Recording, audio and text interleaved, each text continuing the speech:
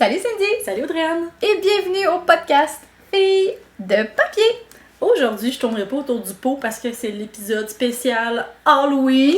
Ouh! Oui! Qui dit Halloween dit livre d'horreur peut-être, qui donne quelques frissons. Mais moi, je pense aussi à deux choses. Il y en a un qui a rapport avec notre concept, mais avant ça, moi, je veux te parler des costumes d'Halloween.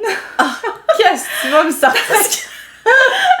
Parce qu'on a eu cette discussion-là il y a quelques semaines, puis là, on se disait « Ah, notre épisode d'Halloween, est-ce qu'on a des costumes? » Puis là, on avait laissé tomber le projet, tu sais. Je suis la Grinch de l'Halloween! Non! Qu'est-ce que tu vas me sortir? Non, inquiète pas, tu vas juste trouver ça très drôle.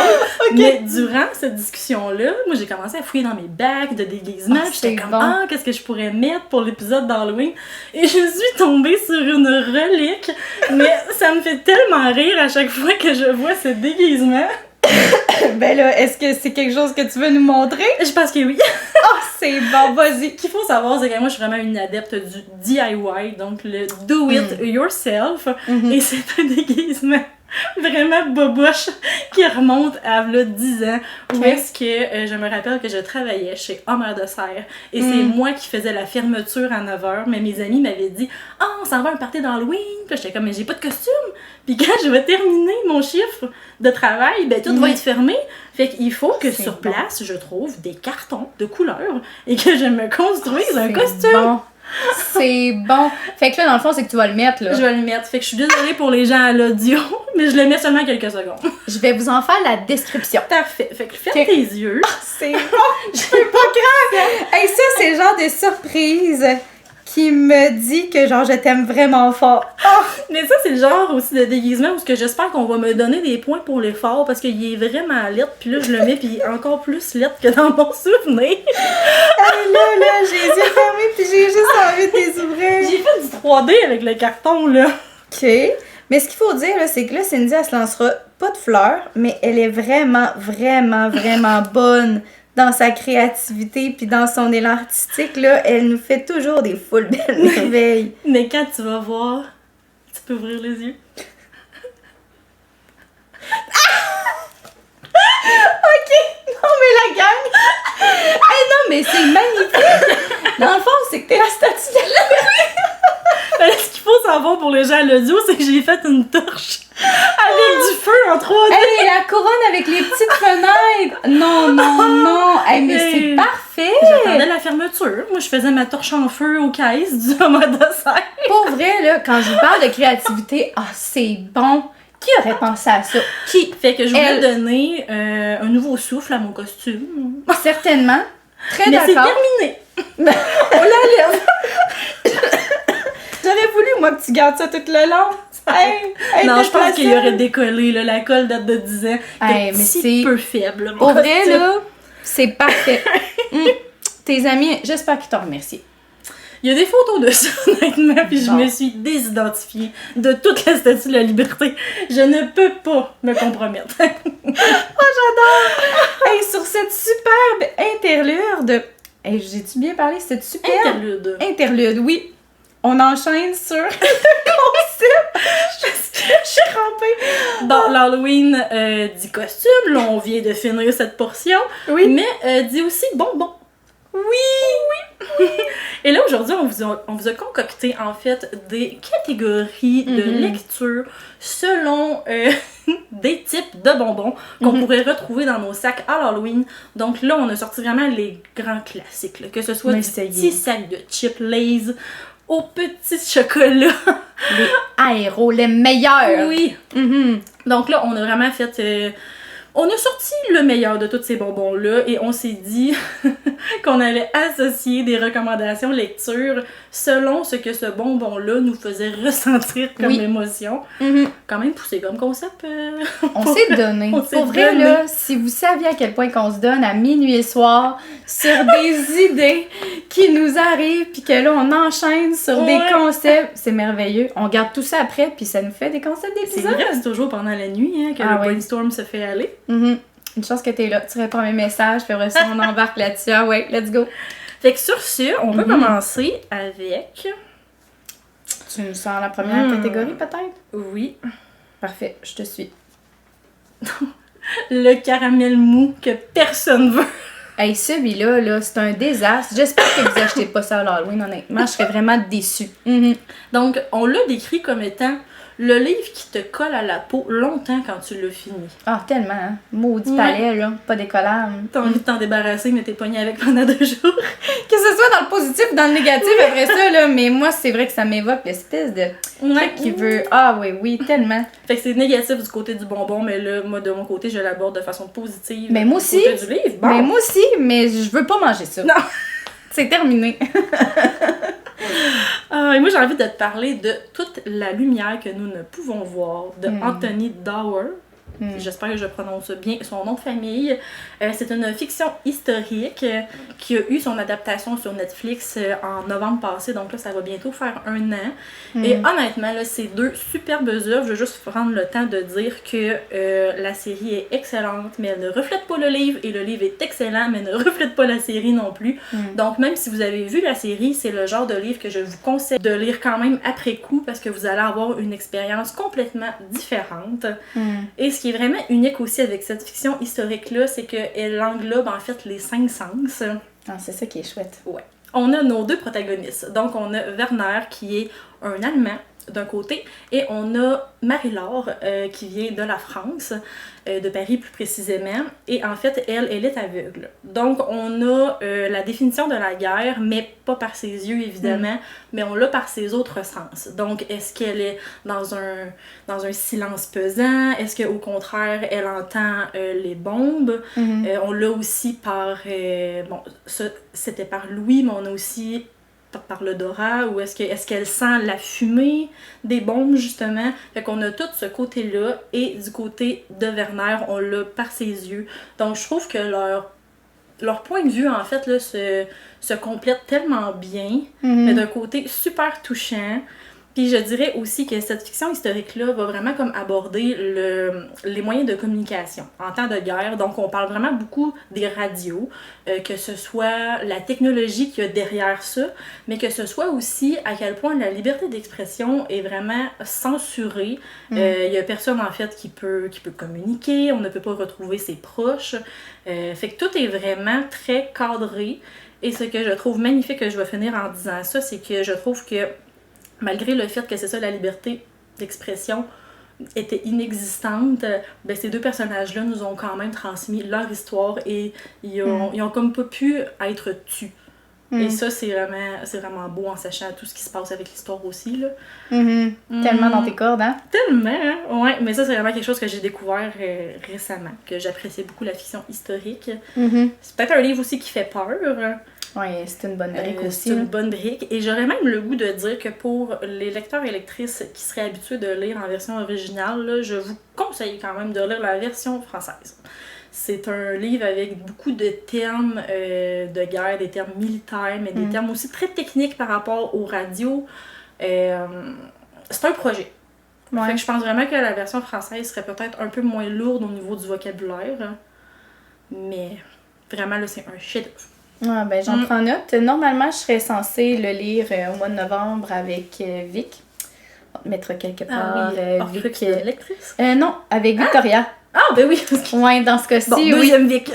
C'est ça peut porter à confusion. Donc, Victo, en fait, je devrais plutôt dire. Mais moi, c'est ça. Normalement, elle devrait lire dans son club de lecture. Puis, je me suis comme jointe en me disant comme, hey, je vais essayer de lire en même temps que toi pour qu'on puisse en parler. Puis, elle était là, oui! Fait que c'est ça. Normalement, novembre. Mais tu vas quand même le lire à cause de moi, parce qu'elle le lit à cause de moi. Ben, gars, tout est dans tout, hein? Tout est dans tout. Incroyable. Mais oui, on va s'en reparler, c'est sûr. J'ai l'impression Ouais. que ça va venir me percuter. Fait que c'était ça pour mon caramel mou. Ben, caramel mou, très agréable. Oui, très dégueulasse agréable. en bouche, mais c'est 2 choses complètement Le différentes. petit goût reste... Ouais. De mon côté, j'y suis aussi allée avec quelque chose qui me colle à la peau, et ce, même malgré le temps qui a passé. J'ai lu ce roman-là, v'là environ 4 ans, si je me souviens bien, et ça demeure un intouchable pour moi, qui est L'ombre du vent, de Carlos, et là, c'est le seul. Pourquoi j'ai fait ça? Là? Je viens de le dire en même temps, L'ombre du vent, qui est le seul titre que j'ai pas noté l'auteur, qui est de Carlos Ruiz Zafón, qui est, je dirais, une certaine forme de série, parce qu'on peut retrouver quand même plusieurs tomes qui se retrouvent dans le même univers que le premier dont je vais te parler. Mais c'est un roman qui m'habite encore à ce jour, dans la mesure où il y a tellement de belles citations qui viennent avec ce roman-là sur la vie, sur le passage de l'enfance à l'adolescence, de l'adolescence à l'âge adulte, sur, je vais dire, toutes les, on va dire les désenchantements aussi qui peuvent venir avec certains événements de la vie qui peuvent arriver dans ton parcours, mais sur aussi toute cette espèce de petite notion-là d'espoir, de lumière selon les personnes que tu rencontres.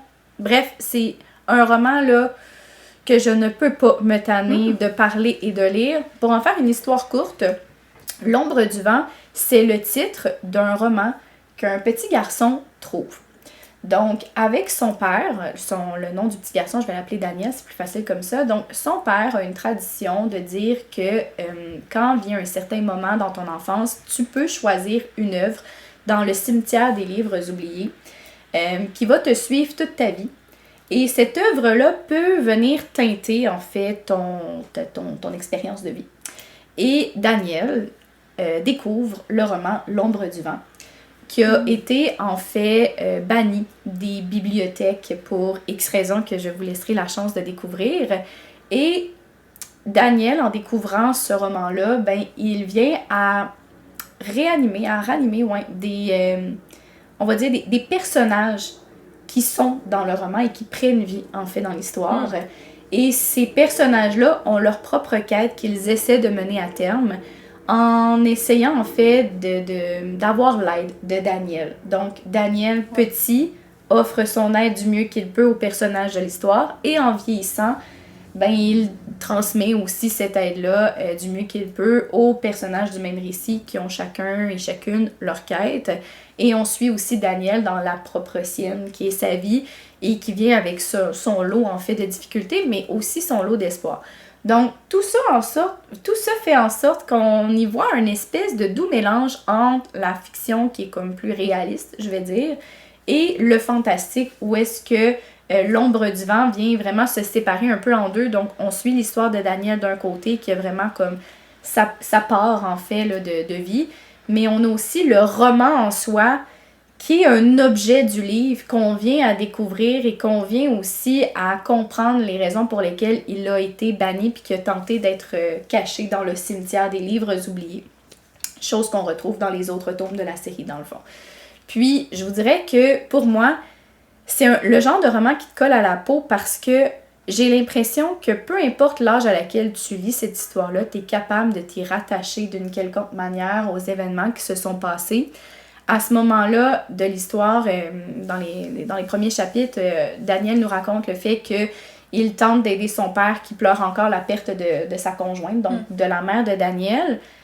Puis à ce moment-là, j'avais pas perdu mon père, on s'entend.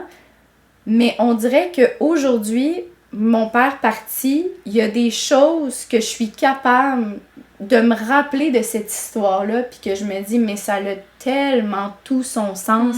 Je suis tellement capable de rattacher certaines parts de mystère qu'on sait qui seront jamais comme répondues, en fait, de par le décès et la mort et tout, que ça vient donner une espèce de complexité puis une richesse au récit que je me dis comme, il me colle, puis j'accepte qu'il me colle parce que ça fait vraiment du bien, ça a tout son sens.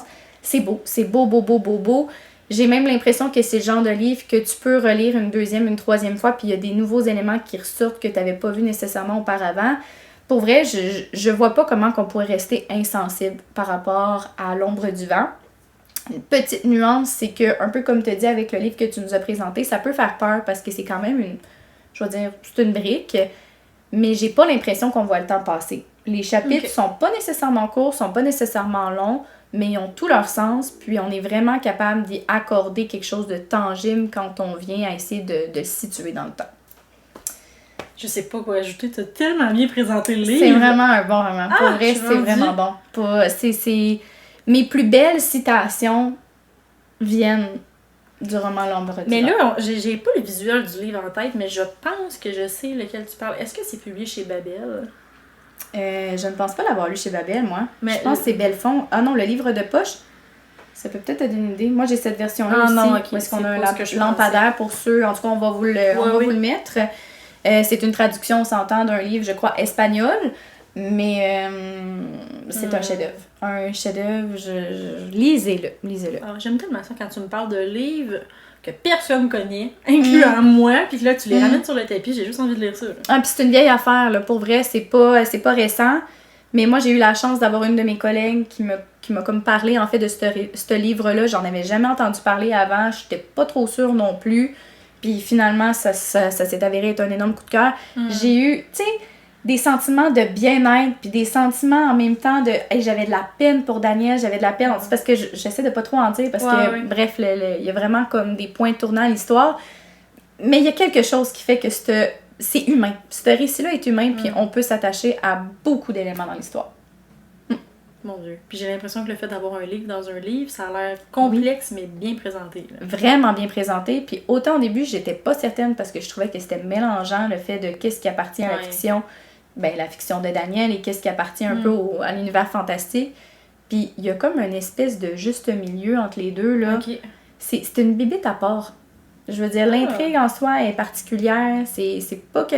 C'est assez contemplatif, oui, mais en même temps, il se passe beaucoup de choses à découvrir. Oh, mais tu me fais même penser... j'aurais vraiment le goût de découvrir ce concept-là, un peu du livre dans le livre. Ça me fait penser à... T'avais lu de Franck Tilliez, là, le manuscrit inachevé? Oui. C'est un peu ça le principe aussi. Même principe aussi. Un livre dans un livre, oui. Oui, où est-ce que le manuscrit inachevé est, dans le fond, en tout cas, l'un des personnages qui n'a pas terminé cette histoire-là, mais qui est donc un grand auteur de son époque, puis qu'on vient à, justement, enquêter sur certains aspects de sa vie. Okay. Donc, on le résume, là. Bon, ben, tu viens encore d'agrandir ma liste de souhaits. Non, pas vrai, je vous dis, la gang, allez-y, plongez, les yeux fermés, vous allez ressortir de là avec des belles citations, là, c'est... Tout ce qui est au niveau des rêves, de l'espoir, du destin, là, j'en ai une couple que je garde dans mon téléphone, puis c'est ça, ils sont là. Ça me donne vraiment l'impression d'être un livre d'une grande richesse, là. Oui, c'est profond. Ouais. C'est une profonde histoire. Fait que voilà ce qu'il en était du caramel mou. Oui, finalement, on a présenté des belles choses. Oui. Est-ce que j'enchaîne ou t'enchaînes? Ben vas-y, dans le fond. J'aime bien quand c'est toi qui commence. Dans le fond, je réponds à ma propre question. OK. Je vais y aller avec le monde qui donne des pommes à l'Halloween. Qu'est-ce qu'on pense des pommes? Ben, on dit que c'est non. C'est bon, non, mais c'est non, là. Mais l'affaire avec ça, c'est qu'on est comme, ben non, justement, j'en veux pas de ta pomme. Du coup qu'on l'a mangé, on est content. C'était ça, en fait, le bonbon. Le bonbon, en grand guillemets. On avait besoin de quelque chose qui pouvait nous faire dire, au premier regard, bof, mais qu'on est donc contente. Oui. Et moi, j'ai envie de te parler, en fait, des livres de Jean-Christophe Réel. Et je connais même pas. Publié chez Del Busso. C'est un livre québécois. Il y a Ce qu'on respire sur Tatooine. Oui, ok, je connais le titre. Qui est surtout celui-là que je vais parler aujourd'hui. Là, son deuxième, je l'ai dans ma pile à lire, je ne l'ai toujours pas lu. Mais c'est le genre de livre, je trouve que quand je les regarde, j'ai pas envie de les entamer parce que la structure me fait peur, sort de ma zone de confort. C'est de grands monologues. Je me demande même s'il y a des paragraphes. Honnêtement, c'est des pages pleines de textes. Ouf. Aucun chapitre, aucune division. Tu sais, il faut mettre le signet en fait quand on tourne la page. Là. Il n'y a pas de démarcation sinon. Mais ça, c'est un trigger quand même. Oui. Fait que c'est pour ça que je te dis, c'est comme pas envie de manger la pomme, là. Pas envie de l'entamer. Et c'est vraiment aussi un monologue interne. Donc on parle, c'est ça, à la première personne. Mais c'est le genre de livre qui nous amène tellement un vécu différent parce qu'on est dans la tête du personnage, je trouve qu'on peut aller dans une couche de profondeur supplémentaire et je trouve ça encore plus intéressant parce que cet auteur-là va vraiment nous montrer en fait des réalités québécoises typiques. Donc là, je sais que dans son deuxième livre, La blague du siècle, ça met en scène un personnage qui travaille au Tim Hortons et qui veut être humoriste, il écrit des jokes mais ça ne fonctionne pas. Donc, tu sais, c'est vraiment le typique au Québec. Et le fait aussi d'être dans les pensées du personnage comme ça, je trouve qu'on a beaucoup de référents aussi. Ça, c'est quelque chose que j'adore. Et dans ce qu'on respire sur Tatooine, c'est la fibrose kystique. Donc, oh mon Dieu, quand même, hein? Oui, donc différent. On a un personnage qui est atteint de cette maladie-là, qui doit, c'est ça, être hospitalisé très souvent, mais en même temps, il n'a pas les moyens financiers de payer pour ses médicaments, c'est très difficile avec le système de santé, travaille comme emballeur chez Super C en même temps. Fait qu'on a vraiment ces réalités typiques québécoises-là qui ne sortent pas des sentiers battus, mais justement, c'est tellement des réalités de la vie de tous les jours, mais tant qu'on n'est pas dans ces souliers-là, on peut pas savoir, puis c'est vraiment comme de les explorer. On est vraiment en simplicité, mais je trouve qu'on peut vraiment trouver des belles pépites dans ce genre de simplicité-là. Ben, c'est des thèmes quand même, je vais dire, différents. Honnêtement, de mémoire, je pense jamais... En tout cas, je pense pas avoir déjà lu un livre qui parle de la fibrose kystique. Non, fibrose kystique. Oui, c'est ça. Je pense pas en avoir déjà lu un qui traite de près ou de loin d'un personnage aux prises avec ça quand même, là. Oser. Ouais, fait que c'est ça, c'est deux... Ben en fait, ça, j'en ai lu un, il y en a un qui est dans ma pile à lire, mais c'est des livres que je les regarde de loin, puis je suis comme, c'est comme la pomme, là, elle me tente pas. Mais un coup que je l'ai lu, tellement contente de l'avoir lu. OK. Ouais. Je prends note. On dirait que c'est pas le genre de roman, justement, sur lequel je me serais tournée parce que ça avait l'air relativement long. Ben, tout a l'air lourd dans l'emballage, en fait. Autant le texte, autant le fait qu'il n'y a pas de délimitation de paragraphes, le monologue, des sujets vraiment lourds aussi. Mais je trouve que cet auteur-là a vraiment une belle façon d'amener une pointe de lumière. Avec l'imaginaire, avec le fait de se créer un peu un monde externe à cette réalité-là pour bâtir sa résilience. OK. Fait que, ouais, c'est vraiment à découvrir. Cet auteur-là, Jean-Christophe Réel, notez ça, explorez ça. OK, ben effectivement, je garde ça en note. Surtout que la pochette, en tout cas, de Tatooine, je la trouvais super belle. Oui. Qui sait? Un jour. Possible. De mon côté, avec la maudite pomme d'Halloween, vous êtes dole si vous faites ça.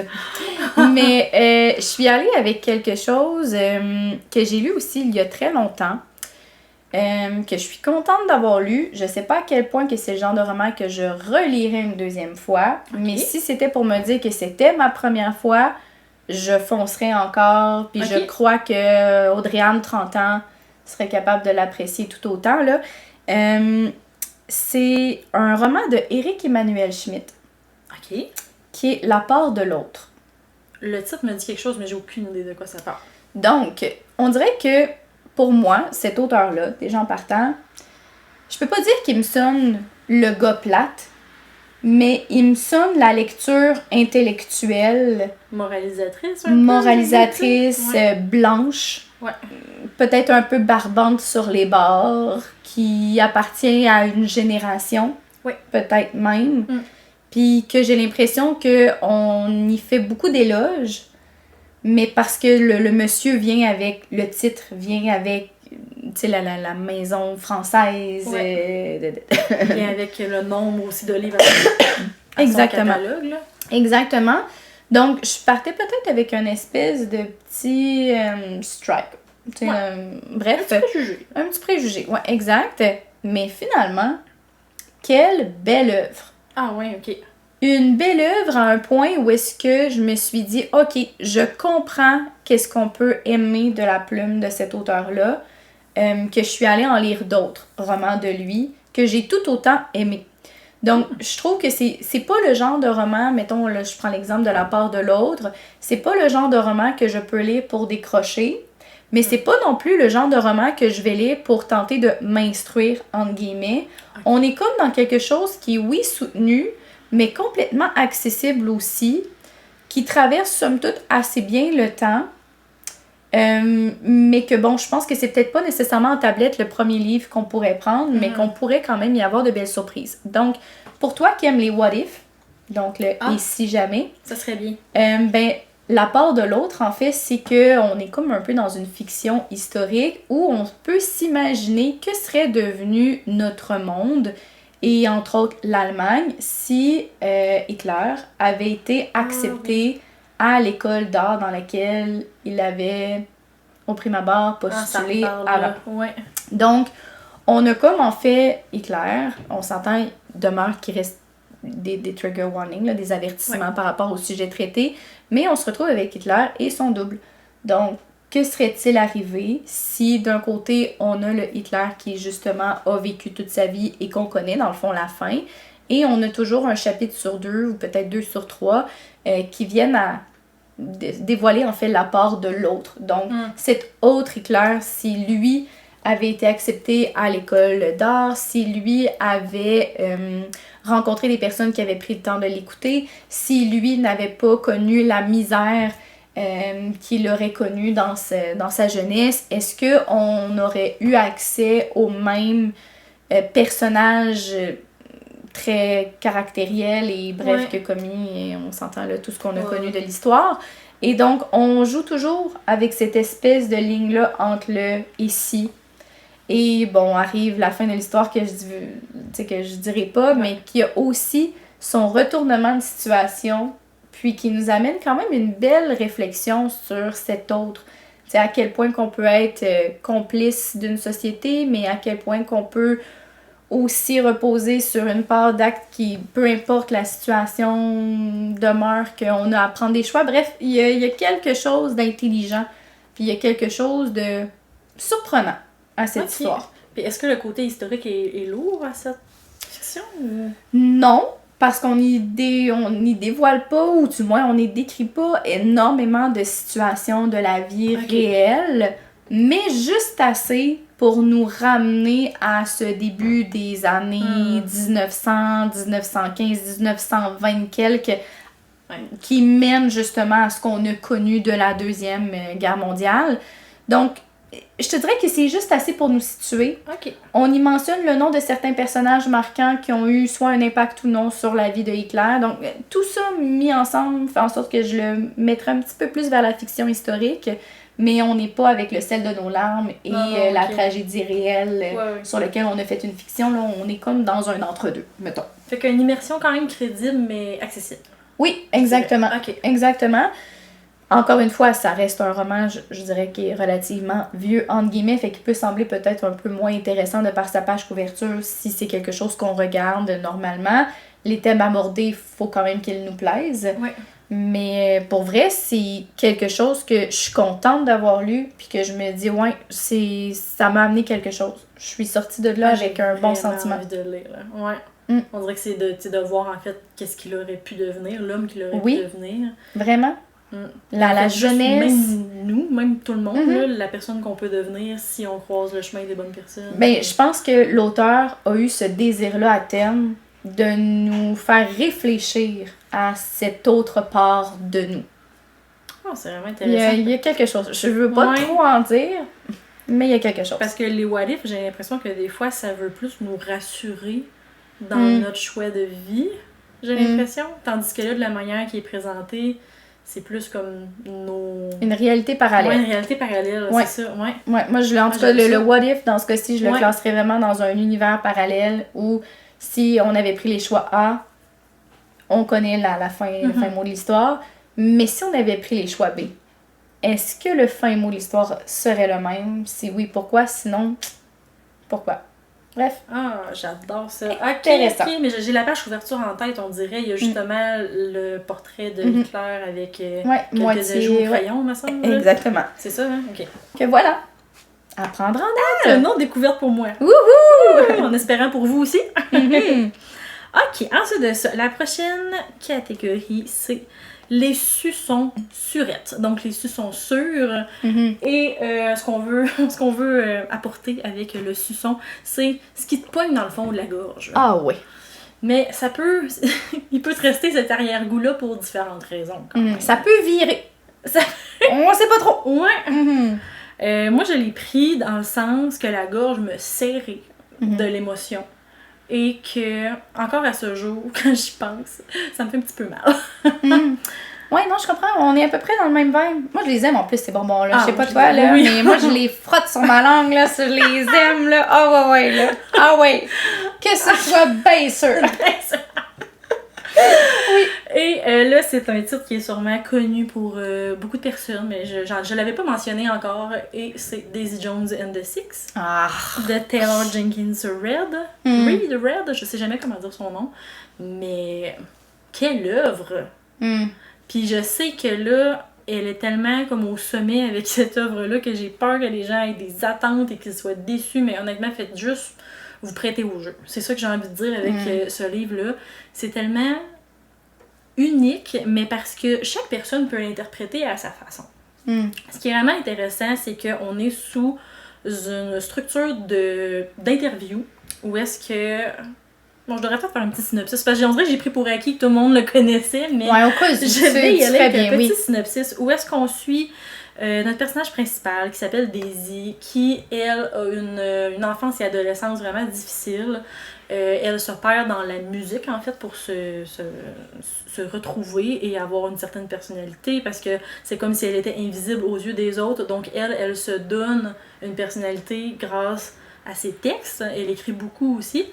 Et dans le fond, elle va s'intégrer au groupe de musique de Six. Donc là, c'est pour ça que ça s'appelle Daisy Jones and the Six. On est dans les années 70, donc c'est une fiction historique.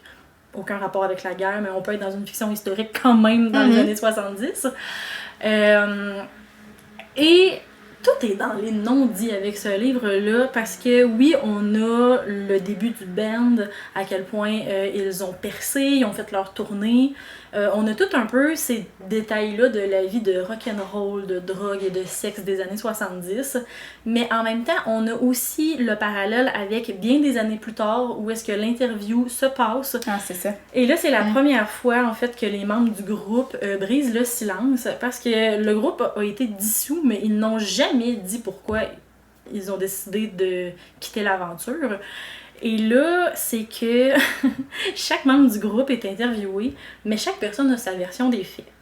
Et là, ce qu'il faut en comprendre, c'est que la vérité, on la saura jamais vraiment, même si on peut s'en faire une bonne idée, mais elle est toujours un peu à la jonction des versions de tout le monde. Elle se situe entre les deux, puis je trouve ça vraiment intéressant quand des livres font confiance à ses lecteurs comme ça, parce que c'est ça qu'elle fait, en fait, l'autrice, c'est qu'elle se dit, ils vont interpréter comme ils voudront, mais en même temps, c'est pas non plus... tu sais, une fin ouverte, là. Ouais. Pas du tout, là. On n'est pas là-dedans du tout. On sait où est-ce qu'on se termine, puis qu'on se laisse, là. Ouais, ouais, vraiment. Mais en même temps, il y a une bonne partie d'interprétation qui est quand même dans un cadre assez serré, là. On peut pas s'imaginer n'importe quoi, mais c'est quand même super intéressant. Puis, c'est dur aussi d'en parler sans parler de la série qui est sur Prime Video. Tu l'as pas écouté? Non, mais non, okay, mais non. J'ai pas lu le livre. Non, c'est ça.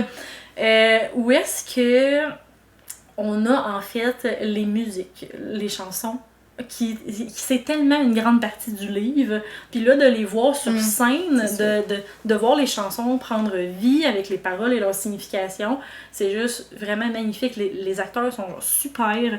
La fidélité au livre aussi est vraiment là.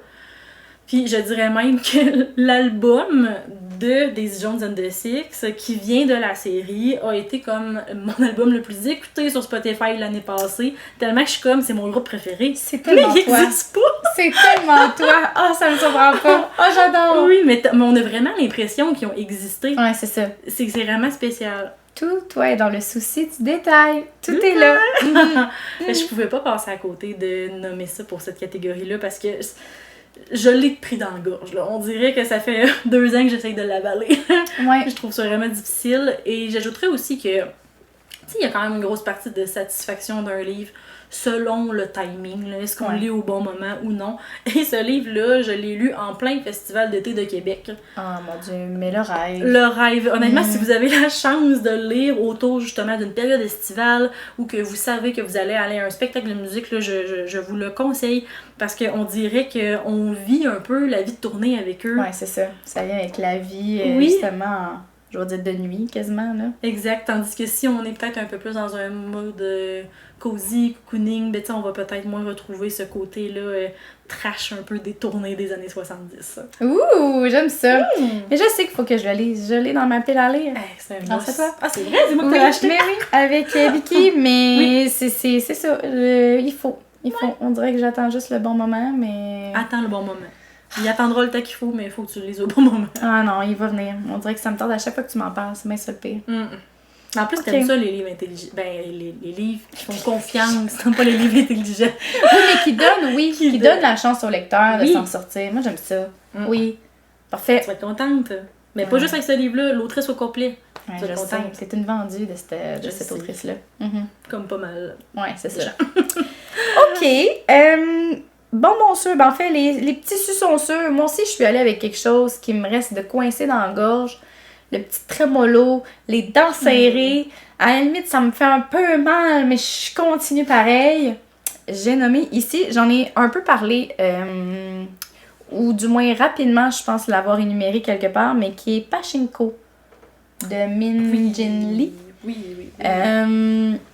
C'est mon premier roman, en fait, où est-ce qu'on parle de l'histoire de la Corée. Fait que c'est peut-être la raison pour laquelle j'ai autant aimé ce livre. Mais une nouveauté. Oui, c'est ça, peut-être. Mais honnêtement, la gang, j'ai vraiment l'impression que ce roman-là, il y a eu un avant, puis il y a eu un après. Puis c'est la raison pour laquelle je l'ai encore serré dans la gorge. Je ne comprends pas comment que j'ai des personnes dans mon entourage qui n'ont pas lu cette œuvre. Je comprends pas. J'en suis là. Je me sens un peu visée. Ah, j'ai peur!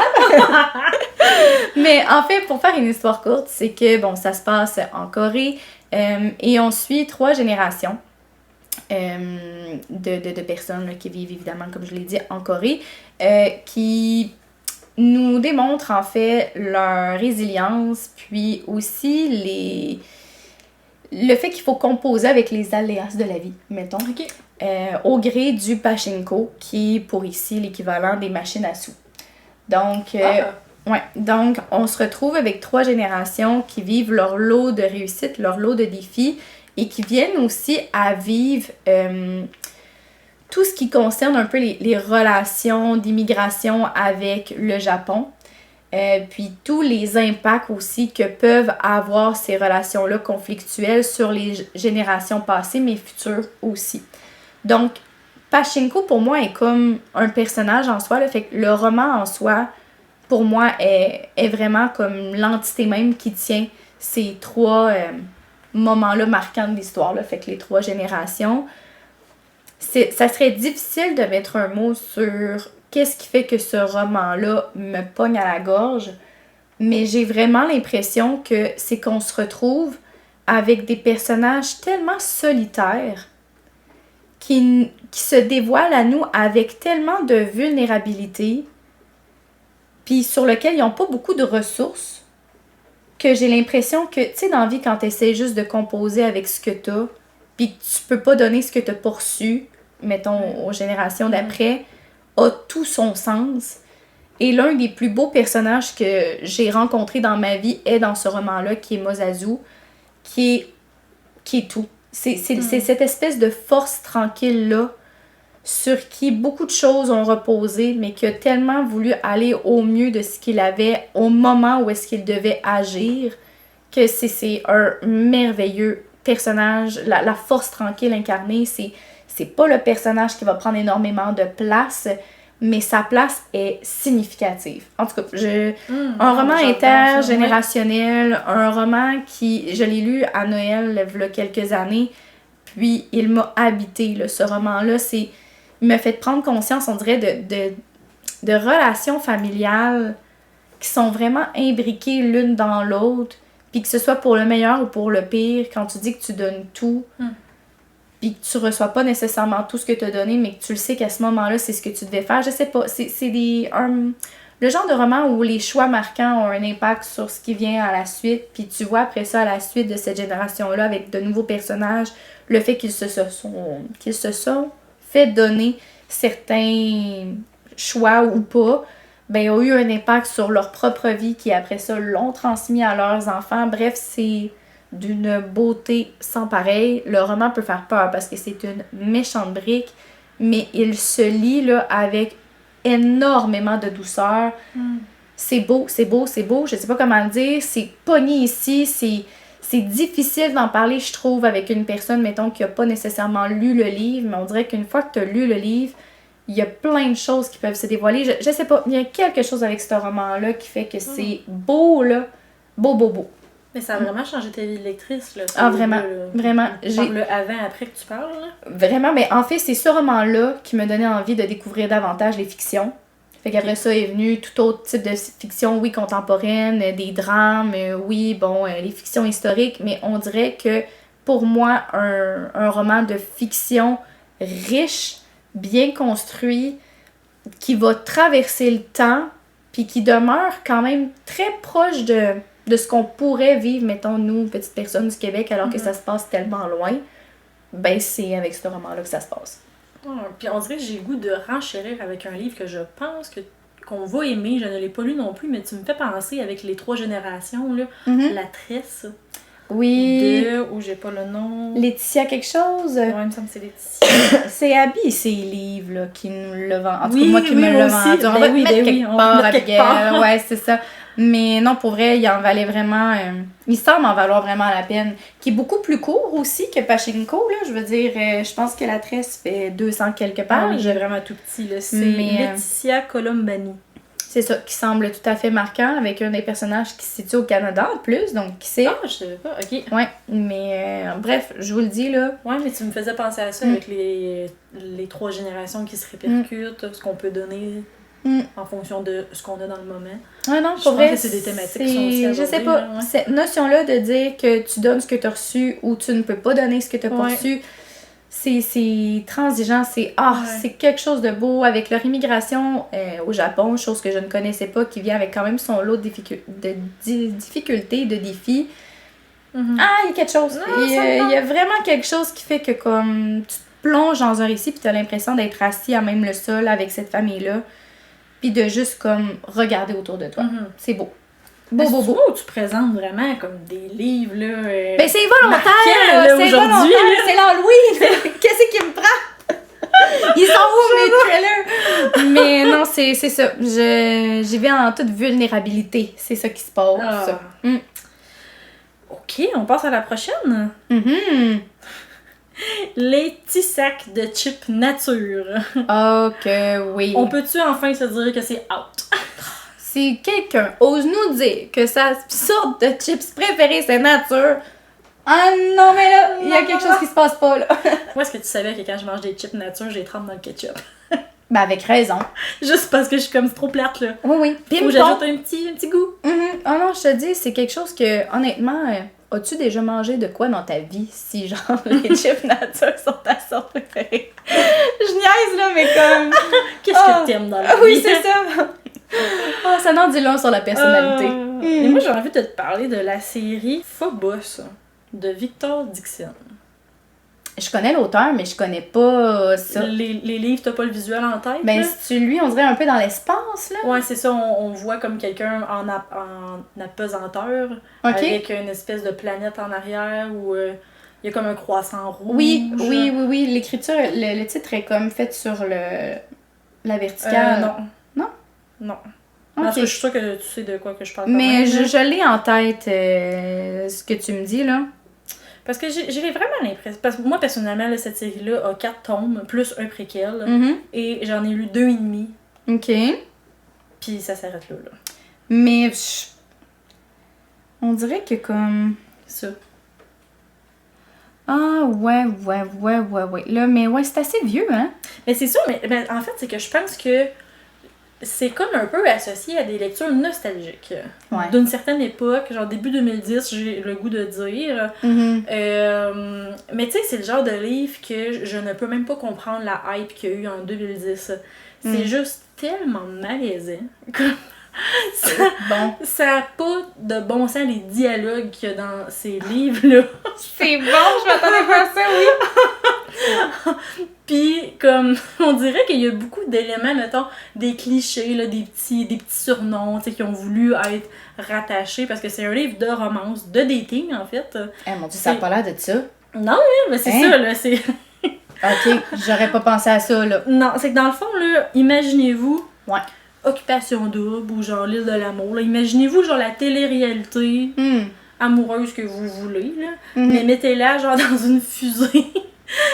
en orbite autour de la Terre. Terrible. Et tout ça est diffusé sur les écrans sur Terre. Donc là, c'est vraiment comme l'émission. Là. Tout le monde sur la Terre suit cette émission-là. Okay. Et il y a un participant pour chaque pays. Donc c'est vraiment un engouement international. D'accord. Mais là où est-ce que j'ai vraiment de la misère, c'est que dans le fond, ils font une espèce de speed dating. Ouais. Mais ils sont comme en apesanteur dans l'univers. Puis là, ils se parlent au travers de leur micro. Hey, non, mais voyez mon visage, s'il vous plaît, là, je doute. Oh mon Dieu, que je doute. Puis après ça, ils reviennent dans leur compartiment. Puis il faut qu'ils rate. Okay. Il faut qu'ils les mettent, mettons, en ordre. Là. Genre, j'ai vraiment plus aimé cette personne-là, j'ai vraiment plus aimé cette personne-là. Okay. Et là, si 2 personnes ont mis la même personne comme numéro 1, ben là, ils vont pouvoir comme aller de l'avant. Puis là, il y a tout un système par rapport à ça.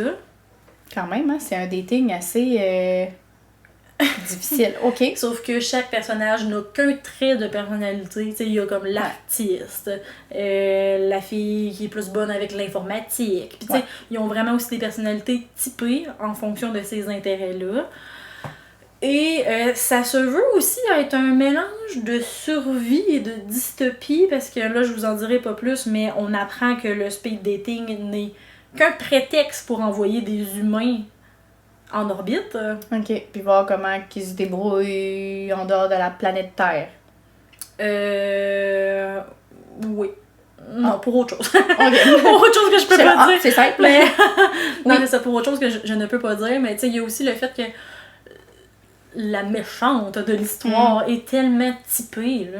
Ah non, mais ça me parle. Elle fait des grands dialogues de 3 pages de long où est-ce qu'elle dit, genre, je vais tous vous tuer, je vais vous avoir et vous ne pouvez rien contre moi parce que je suis la plus puissante. Tu sais, c'est même pas exagéré ce que je dis en ce moment, genre. Et tu sais, j'ai l'impression que cette série-là était vraiment en vogue en même temps que La Sélection de Kiera Cass. Mm-hmm. Puis ça me donne une espèce d'impression que ces auteurs-là et autrices-là ont comme connu leur moment de gloire dans une certaine époque avec ces livres-là. Mais genre, pour vrai, j'ai envie de dire que ça ne traduit pas nécessairement un certain talent. Là. C'est out. C'est out. Mm. C'est ça, fait que la série, mon Dieu, j'ai pas poursuivi ça depuis 3 ans. Là. C'est vraiment très loin. Mais c'est parce que tristesse. je dis que c'est out parce que j'ai vraiment l'impression que c'est comme dans la pile à lire de plusieurs personnes. Là. Genre, je le vois passer comme étant genre, hey, faudrait que je m'y mette un jour. Mais on pourrait je suis faire comme du non, ballet. jamais. Écoute, là, Cine, là, on peut se fier à toi. OK. Ouais, fait que c'est tout pour. Ben, ça n'en dit quand même long. Je Je savais même pas que ça parlait de ça. Je pensais même pas que c'était une romance. Je pensais que c'était un livre de science-fiction quelconque. Ben, c'est de la science-fiction parce qu'ils sont en apesanteur. Ouais, mais pas en lien avec la romance, là. Non, c'est ça. Et puis, tu sais, on dirait que, genre, justement, il y a tellement des clichés, mais il n'y a rien qui fonctionne. Tu sais, justement, je te parlais de petits surnoms, là. Genre, il y a une des filles qui elle se fait appeler, genre, ma belle grande rouge, juste parce que, genre, elle a comme un nom qui est la même affaire qu'une étoile, qui est une grande étoile rouge. Tu sais, il y a rien qui me fait des petits papillons, là. Douteux. Il y a rien qui... ouais. Laissons ça au passé, s'il vous plaît. Merci. Ouais, c'est ça. Fait qu'on passe au suivant. Ouais, OK. Ben, tu vois, de mon côté, je suis allée aussi avec qu'est-ce qui est out. Et je vais peut-être en choquer. J'ai envie de dire, au sens très large, mais je m'assume, les maudites romances universitaires, là, du lycée, là, c'est out! C'est out! Je suis plus capable. Et là, je parle entre autres, parce que je l'ai lu, je ne l'ai pas terminé, je suis plus capable, Les Campus Drivers de C.S. Quill. Ouais. Je peux pas, là. Lâchez-nous, là. Qu'est-ce que c'est ça? Je veux dire, comment ça se fait qu'aujourd'hui, on puisse aimer des romances aussi quétaines, aussi préfabriquées, qu'on a vu, lu, revu et re-revu à toutes les sauces? Il y a rien d'original là-dedans. Je comprends pas. Ça peut même pas être un feel-good, nostalgique, qui nous amène, on va dire, des petits souvenirs de notre propre passé. Il n'y a pas personne qui vit ce genre de romance-là. Là. Jamais, jamais, là. Je trouve ça d'un ennui mortel. Je sais très bien que quand j'ouvre ce genre de livre-là, là, je parle entre autres de Campus Driver, pour ceux qui ne savent pas, c'est une gang de gars qui ont décidé de partir une application de drivers, là, donc de taxi, mettons. Peut-être plus même Uber. Ouais, comme Uber. Ouais, exactement, comme Uber, sur le campus de leur université. Et ben à ce moment-là, ils vont reconduire des personnes au point A, au point B, etc. Et chacun de ces 4 drivers-là, viennent à rencontrer une quelconque fille dans quelconque pavillon de leur lycée, d'une quelconque manière. D'une manière ou d'une autre, ça vient à se commander. Et là, ils vivent comme leur petite idylle et ils vécurent heureux et heureux, tous pleins d'enfants.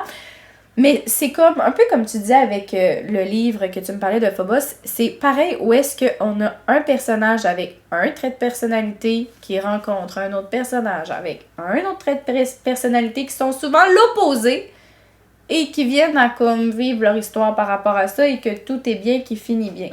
Fait que tu sais, on peut penser à l'athlète versus la petite fille super nerdy.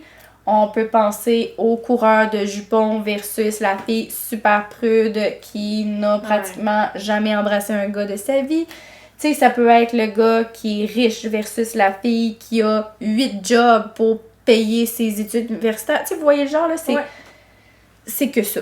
Et c'est d'un ennui sans nom. Honnêtement, je vois passer ça sur les réseaux et je ne les lis même plus, ces publications-là. Je suis pareil au même. Ouais. Et là, j'ai 2 questions pour toi. Ah, vas-y. Est-ce que dans ce cas-là, ça veut dire que la trope du classmate, t'aimes pas ça? Je vais dire que j'aime pas ça parce que j'en ai jamais lu un bon. Ok. Parce que moi, ce que j'aime du classmate, c'est qu'il y a comme une proximité forcée où est-ce que là, peut-être qu'ils ont pas envie de se parler, mais là, il faut qu'ils viennent en cours pour... ça pourrait tellement se vivre de plein d'autres manières. Pense-y 2 secondes. Mais oui, je sais, là. Le classmate dans vrai de vraie vie, là. Je veux dire, la petite romance de bureau, j'y crois. Je veux dire, l'espèce de mariage arrangé, j'y crois. Mais le classmate, non. C'est trop jeune aussi, peut-être, hein? Oui, trop jeune. Puis souvent, on se ramasse avec des filles qui sont débiles.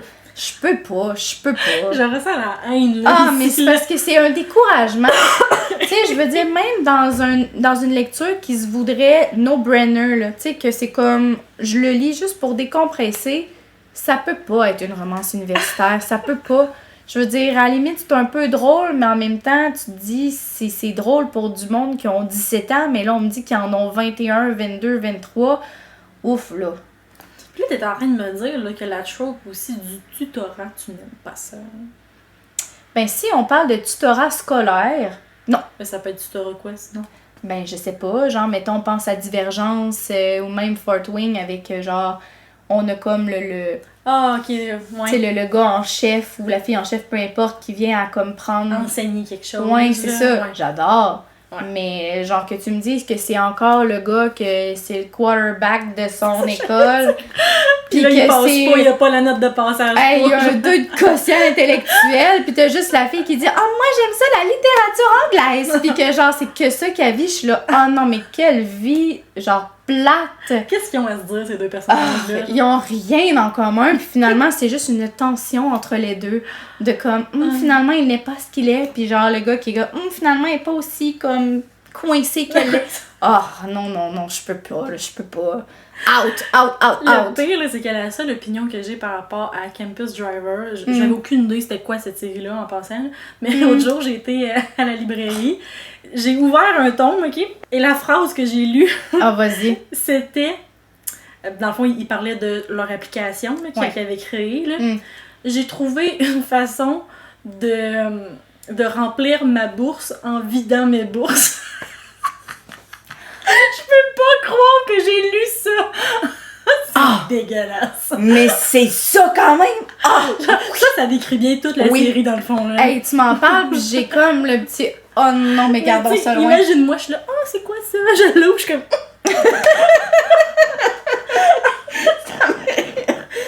Mais voilà, fait que t'as tout bien compris en l'espace d'une phrase. À quel point qu'on doit fermer ça et se dire, ok, non, mais c'est beau, il y a sûrement autre chose. Ça m'en prenait pas plus. Voilà. Fait que les Campus Drivers, romance universitaire. Je suis contente qu'on ait parlé, on n'avait jamais parlé. Ah, regarde, je me vide le sac, là. Écoute, le sac à bonbons, là. Ah ouais, on fait du ménage. Ok, on passe à la prochaine catégorie. Ouais, parce que là, je vois le temps qui avance, puis quand même, là, on a des bonbons à passer, là. Ok, donc là, je vais te parler des petits hamburgers en jujube. Ils sont beaucoup trop sous-estimés et c'est exactement de ça qu'on veut vous parler. Délectable. Sous-estimés. Et là, je sais pas si tu vas être d'accord avec moi, ok? Parce que c'est vraiment quelque chose que moi, je trouve sous-estimé. Mais je sais que ça ne fait pas partie de ton créneau et c'est les romans graphiques. Ouais, je sais. Mais c'est correct que ça fait pas partie de ta zone de confort et c'est tout. Mais moi, je trouve que c'est sous-estimé dans le sens que ça fait tellement bien une bonne entre-deux lectures, un peu plus lourde. Même j'aurais le goût de dire genre les slumps de lecture quand on sait plus trop, on n'a plus le goût. Je trouve que c'est facile comme de se remettre sur la track avec ça. Et là c'est sûr que là j'en parle en général des romans graphiques, mais je me suis dit tant qu'à ça je vais vous présenter le dernier que j'ai lu. Donc c'est Graffiti's Wall qui est publié chez Urban Indie. En anglais, je pense que c'est publié chez Boom Édition, mais je suis vraiment pas certaine. En fait, cet auteur-là, qui est Ram V, je lis absolument tous les romans graphiques qu'il fait. C'est toujours des histoires qui sont comme sur une trame de culture indienne. OK. Et on aborde toujours aussi pas des quêtes identitaires, mais j'aurais le goût de dire des moments de la vie qu'on passe tous par là. OK. Puis je trouve que c'est abordé de façon tellement comme intelligente et aussi adaptée à cette réalité-là. Parce qu'on est en fait dans les Charles, que ça s'appelle. C'est comme un peu l'équivalent des bidonvilles, j'ai le goût de dire. OK. Et là, ici, on suit la vie en fait de 4 adolescents qui ont vraiment de grands rêves. Donc là, on va vraiment explorer cette période-là un peu là, entre l'adolescence puis le début de l'âge adulte, où est-ce que tu as l'impression que tu peux tout faire, tu as l'impression que tu as juste à choisir quelque chose puis que c'est ça que tu vas faire dans la vie. Tu as l'impression que tout s'ouvre devant toi. Et en fait, cette BD-là, c'est ça que ça aborde. Puis je trouve que même si on a tous des réalités différentes, on peut tous se rattacher un peu à cette innocence-là qu'on avait à cet âge-là. Fait que, ouais, c'était vraiment une belle découverte. Puis, tu sais, c'est quelque chose qui se lit en comme 45 minutes aussi, là. Ouais. Fait que c'est pour ça que j'aime ça. On dirait que ça fait comme un petit entre-deux, là. Ouais, tu décroches de quelque chose, tu te rembarques après ça dans quelque chose qui est peut-être un peu plus corsé ou différent par la suite, mais au moins, t'as eu cette espèce de petit pont-là entre les deux. Ouais, exact. Puis là, je veux pas nécessairement aller plus en profondeur avec celui-là parce que je voulais plus comme glisser les romans graphiques en général. Mais si vous avez envie de débuter, je pense que Ram V, ça serait vraiment un bon auteur pour commencer. OK. Prenons note. J'enregistre l'information. Je suis tellement pas portée là-dessus. Faudrait que je me lance. Faudrait que je t'initie. Ça ferait un bon épisode, ça. Ben voilà, ça, vous nous le direz si ça peut être quelque chose qui vous intéresse. Je vais-tu de mon côté? Oui. OK, je vais te faire rire. Parce que pour moi, c'est quelque chose qui est vraiment sous-estimé. Oui. Ah, je sais pas. C'est correct. Est-ce que tu vas me dire, genre, les romances de bureau, justement, là? Non. Mais t'es pas loin. Mais c'est pas Est-ce que c'est une trope, genre? Non, je dirais plus une classification de romance. Ah, la dark romance. Non. Non? Non, je suis pas tant une fan de dark romance. Plus j'y pense, puis plus je me dis... Mais ça serait un autre sujet. Mais non, pour moi, là, ce qui est sous-estimé, puis qu'on devrait en parler davantage sans gêne, c'est les romances d'aliens. Ah non, on est rendu là! Je l'attendais avec impatience! Elle a bien dit les romances d'aliens. Oui, vous avez bien compris. Je me trouve drôle, mais c'est tellement vrai que je le prends. Mais c'est parce que je le partage aussi, fait qu'on va pouvoir en parler. Là, c'est un pan du jardin secret qu'on ouvre. Oui, là, on déverrouille un petit peu la porte pour vous laisser rentrer au plus profond de nos secrets. Mais en fait, c'est que je le ramène au hamburger ou peu importe le jujube comme le fun. C'est que ça le dit, c'est le fun. Tu sais, je veux dire, tu sais à quoi t'attendre. Tu le sais que ça va être bon. T'en mangeras pas trop parce que tu vas finir par te lever le cœur. Mais comme, tu sais, une petite bouchée, là, avant le souper, mettons, là, pourquoi pas. Tu sais, on dirait que ça m'évoque ça, les romances d'aliens. Puis mon plaisir coupable, c'est que c'est rarement, c'est niaiseux, là, parce qu'on peut penser complètement autre chose, mais c'est rarement toxique. Ah, c'est zéro toxique, là. Souvent, c'est qu'on se ramasse dans quelque chose qui fait ni queue ni tête.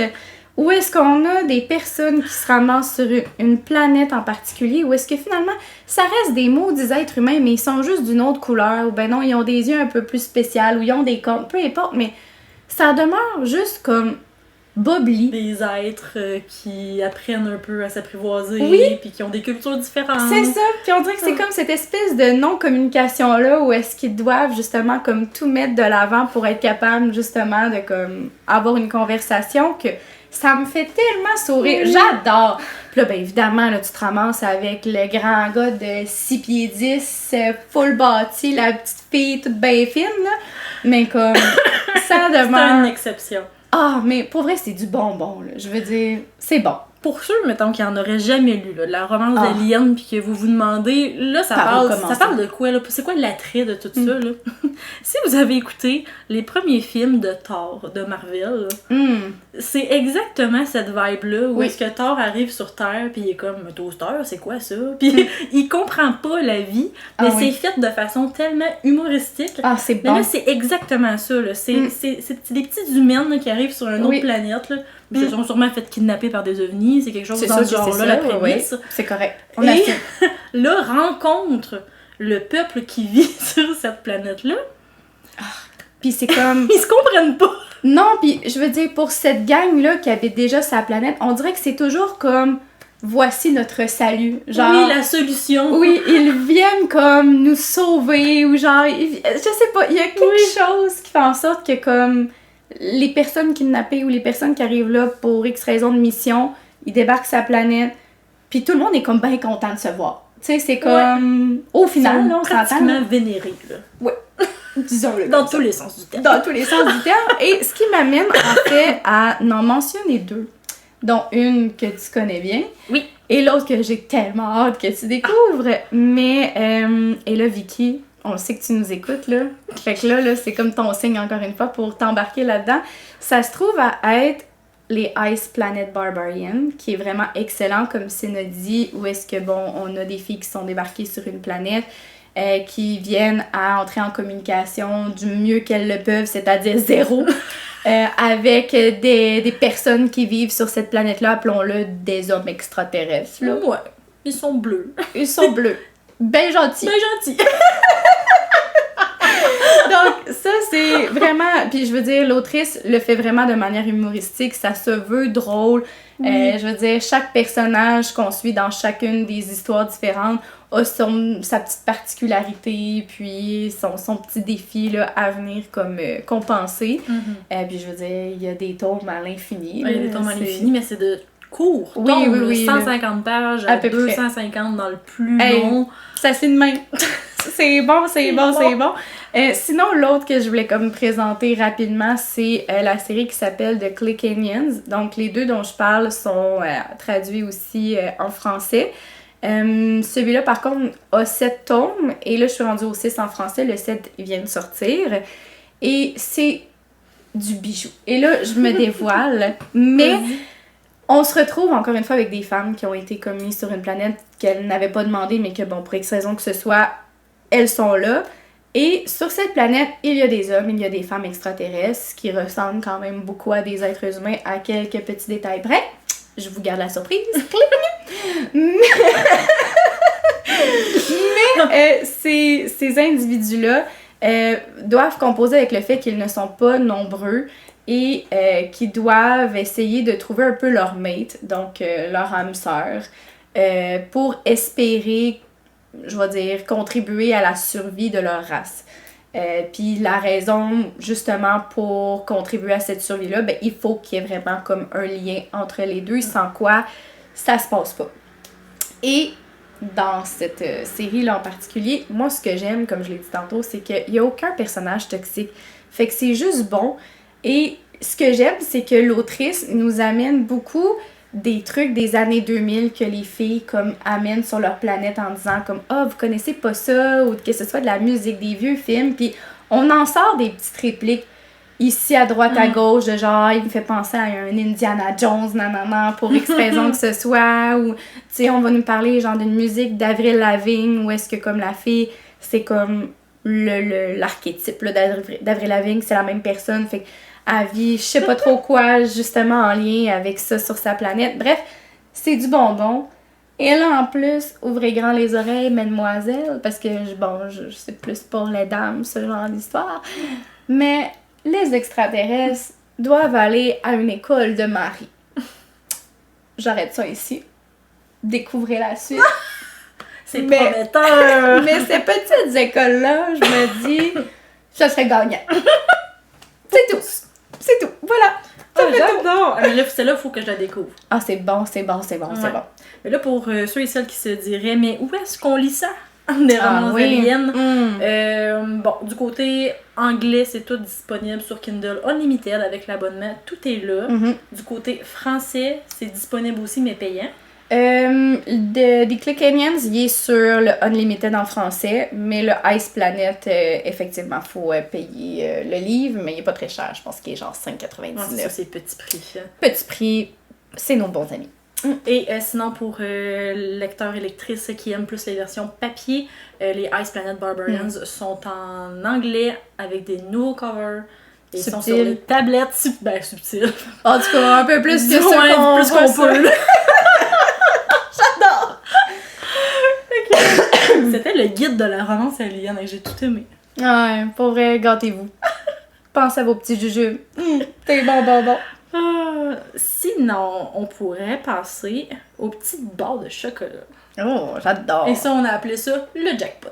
L'eau à la bouche. Et pour celui-là, j'avais le goût d'y aller un peu plus avec lecture spooky, là, vu qu'on est un peu dans la thématique de l'Halloween, pour notre spécial Halloween. Et on en a pas vraiment parlé, mais The Silent Patient, de Alex Michaelid, si je ne me trompe pas, qui est son premier roman. Ouais, c'est son premier. C'est son premier. Oui, c'est ça, j'ai eu un bug, j'étais plus sûre. Oui, moi aussi, j'ai comme eu un moment d'hésitation, mais effectivement. Ouais, moi je dirais que c'est le jackpot parce que, personnellement, c'était mon premier thriller.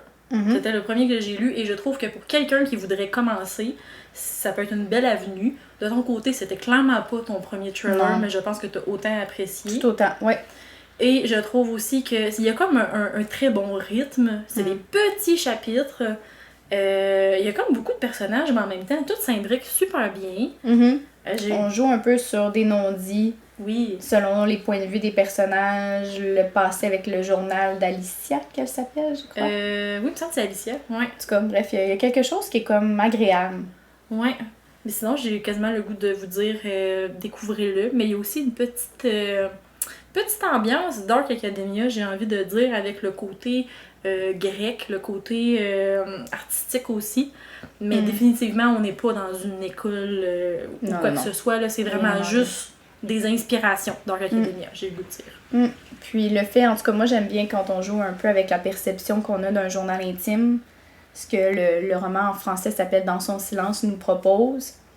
Je sais pas, il y a ces petits détails-là que, en tout cas, quand on l'avait lu ensemble, on venait à se questionner sur c'est-tu dans la tête d'eux, c'est-tu la perception d'eux, c'est-tu la réalité. Bref, moi j'aime bien ces espèces de mélanges-là entre ce qu'on peut penser être vrai puis ce qui l'est pas. Là. Ouais, ça ajoute une couche. Puis j'ai vraiment envie de dire aussi que c'est le genre de livre qui est sur les tablettes, partout. Vraiment. J'ai l'impression que c'est sûr que vous l'avez déjà vu si vous ne l'avez pas déjà lu. Mais en fait, je trouve que c'est une popularité méritée. Pour vrai, oui. Ouais. Dans tous les BookTok recommandations et autres qu'on pourrait voir, lui, là, ting. Ouais. Fait qu'il vaut la peine d'être mentionné et rementionné. Donc, si jamais vous ne le connaissez pas, ce qui me surprendrait, maintenant, lancez-vous. Ben, c'est super. De ton côté? Moi, le jackpot, là, l'ultime bonbon, je suis allée ailleurs que dans un thriller. Je sais pas pourquoi, là. On dirait que là, tu me dis ça, puis je suis comme manqué ma shot. Mais non. Je suis allée avec une histoire qui avait tout pour me plaire. Donc, le petit côté sucré de la palette de chocolat. Le fait qu'il y ait un peu de croustillant dedans, tu sais, qu'on aime toujours. Le fait qu'elle ne soit pas trop grosse, ni trop petite. Fait que, tu sais, juste assez pour te satisfaire. Parce que là, je parle ici, mettons, de la représentation du nombre de pages. Que je trouve qui est comme bien proportionné. Et j'ai nommé le titre « Petit secret, grand mensonge » de Liane Moriarty. Pourquoi? C'est que pour moi, c'est comme un jackpot de tout ce qu'on peut aimer, je vais dire oui, du thriller, mais aussi de la fiction. Donc, petite communauté dans laquelle on connaît tout sur tout le monde. dans lequel il y a un crime qui a été commis, mais là, on joue sur les mots, on joue sur des mensonges, et l'histoire se base sur la perception de tous les personnages qui étaient présents dans une soirée, et à cette même soirée, il y a eu un meurtre. Le meurtre est vraiment très secondaire, on est vraiment plus sur la perception de chaque personnage, parce que chaque personnage raconte son histoire, en fait, à la police. Et la police, au moment où est-ce que la déclaration se termine, on commence toujours le chapitre suivant avec le policier qui mentionne, telle personne a dit telle affaire, est-ce que vous êtes d'accord ou non? Et la personne va soit affirmer ou infirmer. Si c'est pas cette manière-là que le livre se poursuit, on a en fait la fin d'une scène où est-ce qu'on a par exemple tel autre personnage qui a vu ça lui d'un point de vue extérieur et il en fait sa propre rumeur et sa propre interprétation et là, il embarque sur son récit par la suite. Fait que tout est comme dans l'espèce de demi-vérité et on dirait que j'ai vraiment passé un bon moment de lecture malgré le fait que le roman fait quand même un 600 quelques pages. J'ai l'impression que c'était juste complètement suffisant. Des petites choses qui auraient pu être enlevées ici et là, mais rien de significatif pour dire que il est trop long ou trop court. C'est juste bien dosé. Il y a une série qui existe, je crois que c'est sur Prime. Ou intéressant. Lulu. En tout cas, je sais plus. Va falloir vérifier qu'il est avec Nicole Kidman puis Reese Witherspoon, avec je sais plus trop quelle autre actrice. Okay. Puis on est juste avec des madames mégères, là, germaines, qui veulent faire les choses à leur manière, qui sont un peu hypocrites, un peu mesquines, mais qui, pour les apparences, vont montrer qu'elles sont très, très amies. Je sais pas, il y a quelque chose dans ce roman-là qui me dit que comme j'ai eu une formule gagnante sur laquelle je me suis arrêtée par hasard, et j'ai adoré. Mais je pense que cette autrice-là est vraiment appréciée. Je sais pas si tu as lu d'autres titres. J'en ai lu un autre d'elle, il me semble que j'ai tout autant aimé. Okay. Mais c'est qu'on dirait que c'est qu'elle écrit à partir des petits trucs du quotidien, mais qui prennent des proportions démesurées, qui te font rire, mais qu'en même temps, qu'il y a quand même certains sujets sensibles qui te permettent de te poser des questions ou prendre le temps de réfléchir. Il y a quelque chose. Il y a quelque chose. Je note. Ouais, honnêtement, je la recommande. J'aime beaucoup le format aussi ou la structure du récit que tu parlais. Là. Moi, je trouvais ça savoureux. Là. Pour vrai, ça me faisait ricaner. J'étais là, mes maudites chippies. J'étais là, vous le savez en plus que c'est pas ça, mais ils disent autre chose. En tout cas, c'est vraiment bon. Jackpot. Jackpot, madame. On arrive à la fin, je pense. Oui! En tout cas, presque à la fin. Il nous en reste 2. Ouais. OK. Donc là, on va y aller avec les bonbons en poudre. Là. C'est comme des fruits en plastique qu'il faut dévisser. Puis là, il y a une petite poudre surette, mais tellement décevante qui sort. Et là, on a appelé ça, c'est juste démodé. Ah ouais. C'était vraiment les bonbons des années 80. Là. Ouais, que quelqu'un s'est dit quelque part, mais quelle bonne idée. Ouais. Mais ça n'a pas rapport. Là. On peut penser à autre chose. Ouais, faut pas. Puis là, moi, j'ai le goût de te parler plus d'une réécriture, mais sans nécessairement parler d'un ton en particulier. Vas-y. Et j'ai juste envie de te dire, en général, les réécritures de Hadès et Perséphone. Oh mon Dieu, oui. Faut passer à autre chose, là. On passe à autre chose, tout le monde. On a compris la gang, on a compris. Mais je voudrais quand même faire un petit parallèle où est-ce que, personnellement, j'adore la mythologie grecque. Oui. Et je trouve que des livres, par exemple, qui vont faire une réécriture moderne, du genre Le Chant d'Achille, Circé, puis là, il y a beaucoup d'autres titres qui m'échappent, mais je sais que l'autrice Nathalie Haynes en écrit aussi beaucoup. Il y a Jennifer Saint aussi qui en fait beaucoup. Puis ça, c'est des trucs que je trouve super intéressants parce que c'est vraiment en fait des mythes qu'on remet au goût du jour, mais qu'on garde quand même très fidèles. Là, mon problème, moi, c'est les livres qui sont inspirés de Hadès et Perséphone, mais dont on change complètement toute l'histoire. Mais c'est quand même Hadès et Perséphone dans le sens que ce n'est pas seulement une inspiration. Là. Ce sont nos personnages principaux. Le dieu des enfants, puis l'autre du printemps. Puis l'autre du printemps. Ouais, ok. Ça reste de même. Je comprends là, que le potentiel est bon. Pis c'est pas pour rien là, qu'il y a autant de livres par rapport à ce couple-là. C'est vraiment comme l'incarnation, en fait, du gars qui a genre une infinité d'années. Là. Lui, il existe depuis que la Terre existe. Et la nouvelle déesse qui a seulement 18 ans parce qu'elle vient seulement de naître. Donc on a aussi comme cette dualité-là. Il y a le mal versus le bien. L'innocence versus la richesse, j'ai même envie de dire. Puis souvent La luxure. La luxure, ouais. Puis souvent Perséphone est vraiment personnifiée. Oui, idiote, mais elle est comme personnifiée aussi comme étant sans moyens. Là. Ouais. Elle est dépourvue. Elle est dépourvue et Hadès représente la richesse et la luxure.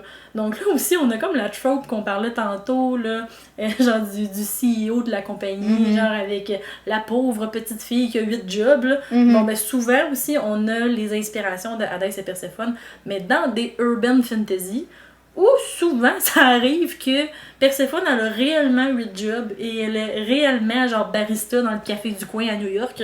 Puis ça c'est non, là, c'est fini. Ah ouais. Mais c'est surtout que ça l'amène à rien.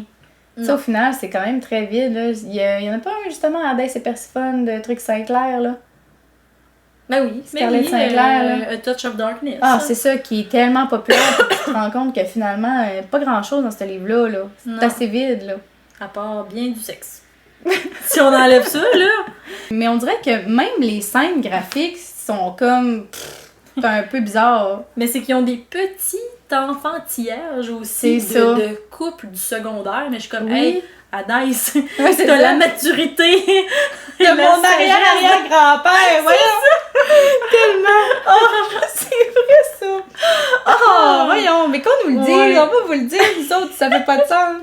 Fait que ouais, j'ai mis un bémol sur la mythologie où est-ce que j'en apprécie une très grande partie quand c'est fidèle au mythe et qu'on veut juste en fait les rendre accessibles. Ouais. Mais le reste, là. Mais c'est parce qu'on dirait que même dans le truc du divertissement, on a fait le tour. Ouais. Je pense que c'est ça. C'est que là, on l'a vu à trop de sauce, là. Ouais.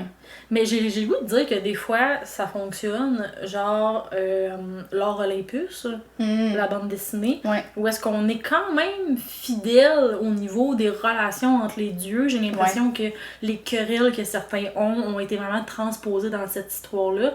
Et aussi, on va vraiment comme au-delà de la relation amoureuse. Hein. Ce n'est pas que ça. Fait ça, je trouve ça quand même intéressant, même si on l'a adapté. Ouais.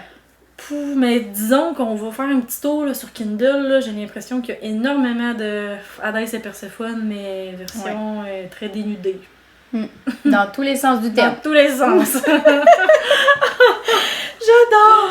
Mais c'est drôle, puis est-ce que tu avais fait Oui, j'ai fait le tour. Parce que je suis allée aussi avec des retellings de mon côté. Ouais, mais moi, je suis allée avec les vilains de Disney. Où est-ce que là, moi, j'ai lu celui-là qui est l'histoire de la bête de Serena Valentino. Ouais. Je comprends pas. Je veux dire, c'est juste plate et quétaine. Je veux dire, j'ai lu aussi, tu sais, en tout cas, quand je voulais faire justement notre concept, par rapport justement aux vilains. Puis de ce que j'en retiens, c'est vraiment de se dire, bon, ben, on a vu le film Disney, là, avec les dessins animés. Ouais. Et on a décidé de prendre les vilains de ces histoires-là et d'en faire leurs propres histoires. Donc là, on peut parler de la mère Cotelle, on peut parler de la bête dans La Belle et la Bête, de Maléfique. Il y a aussi The Evil Queen en français, je sais plus c'est quoi, là, mais la méchante reine Maléfique. dans Blanche-Neige. Je pense que c'est ça la méchante. Maléficiente. Non, ça c'est dans Aurore, La Belle au bois dormant. Ouais. En tout cas, on voit le genre Scar aussi, qu'on voit du Roi Lion. Et au final, ce que je constate, c'est que on vient juste reprendre des bouts du film sur lequel on se penche non pas sur le héros et son point de vue, mais sur le vilain et son point de vue, mais qui amène carrément rien de plus à l'histoire. Moi, je vais prendre l'exemple avec l'histoire de la bête, où au final, même les scènes importantes du film ont été passées pour nous présenter uniquement comme le côté un peu plus ombrageux du personnage quand il est dans sa partie ouest du château et tous les moments où est-ce qu'il vient à débouler avec Belle, ben eux autres on les passe tous pour revenir au fait de comment ça se fait qu'il était seul et donc ben méchant, cruel et autres dans son royaume, que je suis comme, mais pourquoi on les a fait de bord?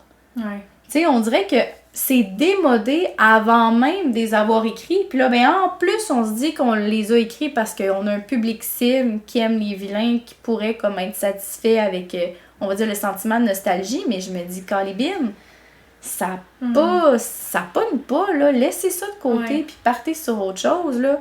Non, c'est... Mais ça a été la suite des inspirations, là, parce que là, ce que j'en comprends, c'est que toi, tu parles vraiment comme des réécritures.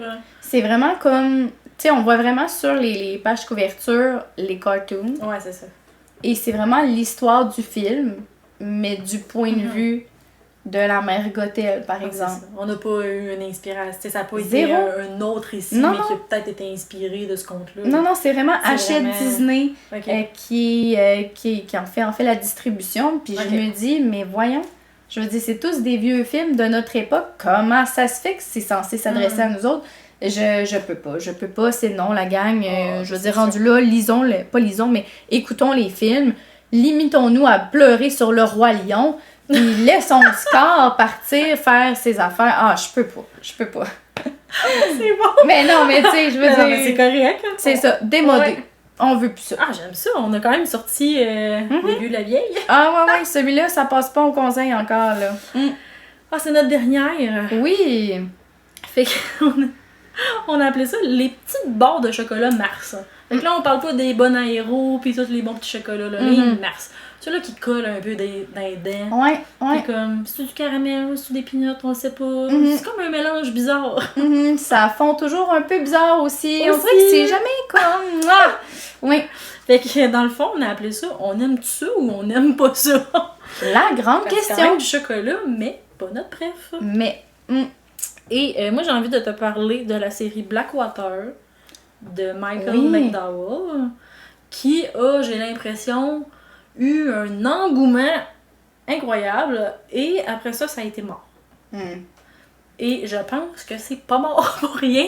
Moi, en fond, c'est une série de 6 tomes. Personnellement, je suis bloquée au 5e. J'en ai lu 4 depuis très très longtemps et je ne trouve pas le courage de poursuivre parce qu'on est vraiment en fait dans un feuilleton où est-ce qu'on suit en fait la famille Casquet sur des décennies. Là. Fait qu'on peut par exemple voir une naissance dans le tome 2, mais ce bébé-là sera le personnage principal, personnage âgé dans le tome 6, là, c'est à ce point des grands écarts de temps. Et je trouve que le côté un peu terrifiant, parce que c'est un livre qui est considéré comme étant un livre dans la catégorie horreur, on en a des bribes, c'est super intéressant, mais si j'en ai une bribe au tome 1 puis une au tome 4, je vais pas me taper 2 tomes d'interlude. Ouais, c'est ça, ça fait long en fait. Ouais, c'est que malgré le fait que ce soit un feuilleton, déjà là, le rythme est lent. Là, j'ai l'impression qu'il y a des longueurs par-dessus le fait que le style est lent. Surtout que les personnages, dans le fond, on vit leur quotidien, mais c'est vraiment des personnages, en fait, typés de village. Donc, on a un peu la commère, la vieille fille qui reste à la maison, mais elle aimerait ça donc partir, mais sa mère la veut à la maison. On a comme l'homme de la famille. L'idiot du village, à la limite. Du village, ouais. Fait que j'ai l'impression que sont pas attachants. En plus que le récit est pas attachant. Fait que rendu là, je me demande mais à quoi je me raccroche pour poursuivre. Ouais. Mais en même temps, c'est vraiment intriguant. Fait que c'est ça. J'aime ça ou j'aime pas ça? Ouais. Je me suis quand même rendue au tome 4, là. Ouais. Puis, mais j'ai apprécié une certaine partie de l'aventure. Mais là, j'aime ça encore ça. Ça accroche. Ouais, ça accroche. Je comprends. Fait que c'est sûr que j'avais envie de te jaser. Non, mais je comprends. En fait, on dirait que j'ai comme rien à dire dans la mesure où est-ce que... On dirait que comme... Je trouve que c'est ça. Ouais. Tu sais, je vois cette série-là, puis je me dis, ouais, on dirait que ça me fait penser à... Je sais pas. Mais je pense que dans le format que c'est sorti, par exemple, parce que c'est sorti dans les années 80, si je me trompe pas, c'est vraiment sorti comme un feuilleton. Genre, à chaque vendredi, il y a un épisode qui sortait. Fait que je pense que dans cette optique-là, c'est quand même très intéressant à suivre. Oui, ça fait différent aussi. Hein. Mais un coup que t'as manqué le bateau de ça, je sais pas à quel point la formule fonctionne encore. Ouais, je questionne. Faudrait demander à quelqu'un qui l'a fini, voir qu'est-ce qu'elle pense de ça. Faudrait. J'en connais pas de personne.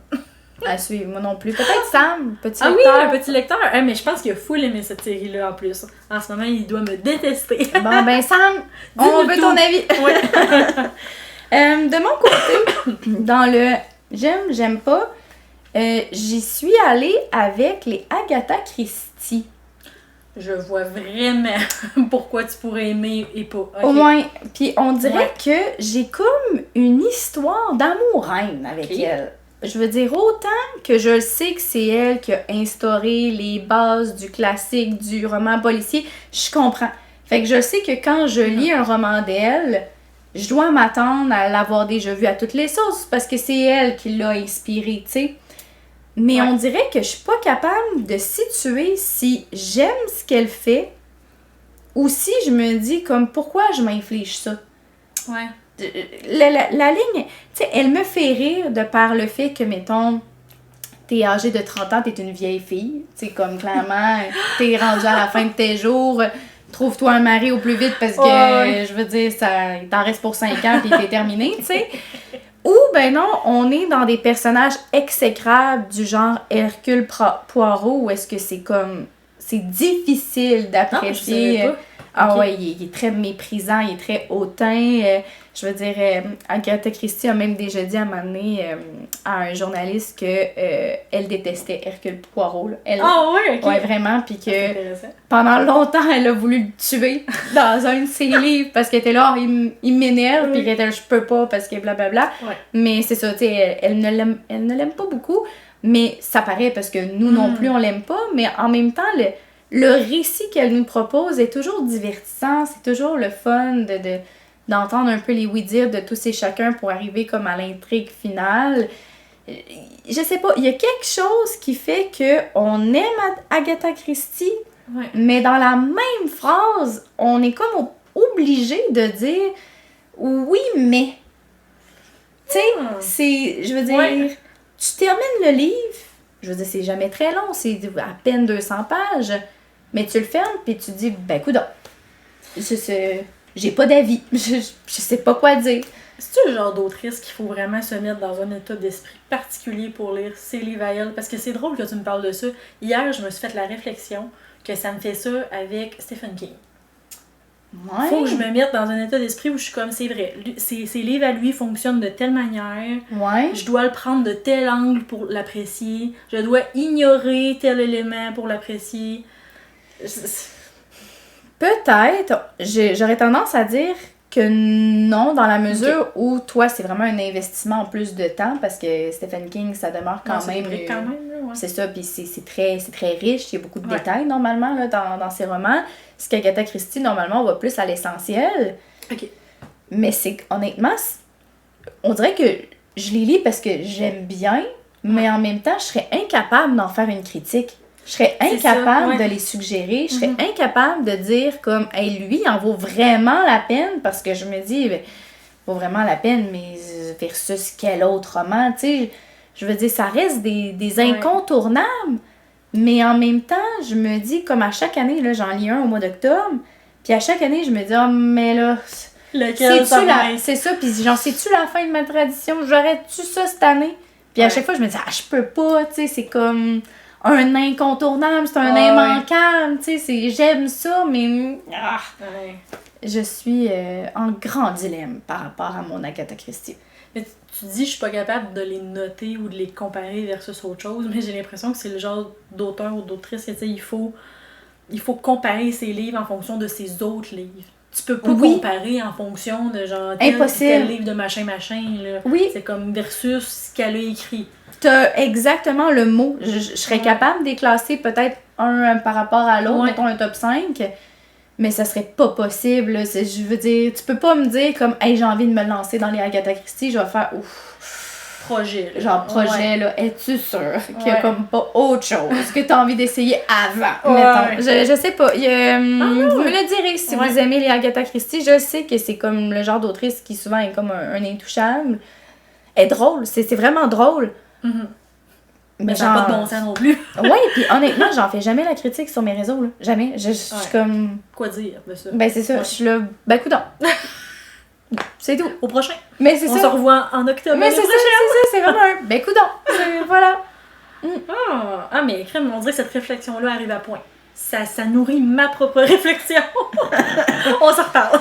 Hey, on a-tu terminé? Hey, ça faisait le tour de ce grand sac de bonbons. Ouais. On espère que ça vous a donné l'appétit. On espère qu'il y a des suggestions là-dedans qui vous donnent envie de déballer et de découvrir. Oui. Est-ce que tu veux qu'on se fasse un petit segment? Qu'est-ce qu'on lit?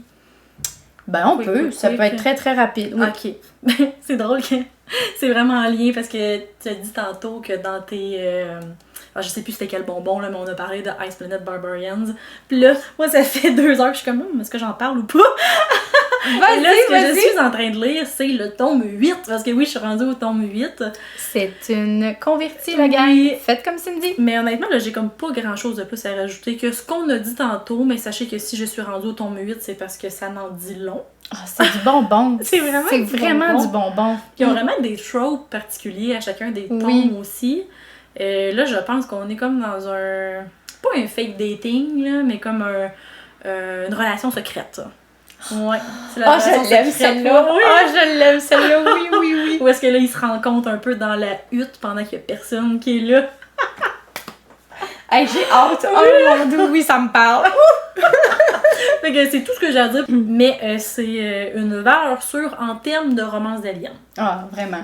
Un incontournable. Ouais. De mon côté, c'est drôle parce que je fais du pouce. Je suis aussi sur ma petite romance d'alien en ce moment. J'achève le tome 6 des Click Aliens qui s'appelle Maxu. Maxu? Ouais, M-A-X-U. C'est le nom du Maxu. Ouais, Maxu. C'est quand même drôle. C'est bon. Ah, c'est bon. C'est peut-être pas le plus bon des 5, ben des 6 en fait. Mais ça se lit là. Écoute, je m'installe, j'ai mon copain à côté, je suis crampée, c'est bon là, je veux dire, j'ai rien à dire. Autrement dit, là, dans ceux-là où est-ce que bon, on a une humaine qui fait un peu la tournée des autres villes autour pour s'imprégner là, des différentes cultures, puis essayer de comprendre un peu là, les enjeux politiques qui se passent sur cette planète-là. Et on est dans le trope du amour au premier regard, mais qui est vraiment pas partagé. Ah! C'est ça. Donc, c'est bon ça! Okay. C'est ça. Fait qu'on a comme Maxu qui il l'a vu puis ça a comme été un immédiat. Mais là, lui, je veux dire, il a aucune idée des coutumes des humaines. Puis il est comme un peu insulté, tu sais, de l'avoir allé un peu à droite, à gauche, pas avec d'autres aliens, mais plus de dire comme... Elle est là juste pour le plaisir de comme observer tout ce qui se passe. Puis lui, il est là genre... Il la touche le dessus. Mais là... Mais elle est comme vraiment pas dans le même temps. Elle est comme, tu peux pas me posséder, calme-toi là. C'est exactement ça. Fait que c'est excellent pour vrai. J'en parle, j'ai le gros cheese. Mais je veux dire, c'est du bonbon. Fait que là, ben, il est comme dans une espèce de OK. Elle apprend les cultures des autres, je dois apprendre la sienne. Donc, je vais essayer plus le flirt. Et moi, je suis une fille de flirt. J'adore. Oh, mais c'est drôle quand ils comprennent pas. Mais c'est ça. C'est exactement ça.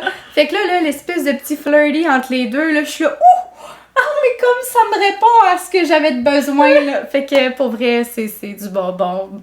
C'est du bonbon. C'est quoi de le dire, là? C'est ça. À découvrir. Ah, j'en parlerai des heures. Hey, fait que sur ce, je pense que là, ça fait le tour. Je pense que oui, ouais. Donc, on vous souhaite un joyeux Halloween. Oui. Parce que l'épisode devrait sortir pas mal en même temps, je pense. Ouais. OK, bon, ben c'est super. Je confirme. OK, donc, merci Cindy. Ben sur ce, ben, je vous dis un gros merci d'avoir pris le temps de nous écouter. Vous pouvez toujours nous suivre sur Spotify, sur Apple. Je vois aussi que plusieurs nous ont laissé des commentaires sur Spotify. C'est toujours plaisant. Écrivez-nous, on vous répond. Un petit 5 étoiles, on aime ça aussi. Ouais. Et ben voilà. Sinon, du côté de YouTube, c'est sûr que là, vous allez pouvoir nous laisser des commentaires un petit peu plus longs. Mm-hmm. Mais là, on a tellement parlé de choses différentes que je suis pas mal sûre qu'il y a au moins un titre qui vous a interpellé là-dedans. Je serais curieuse de savoir lequel.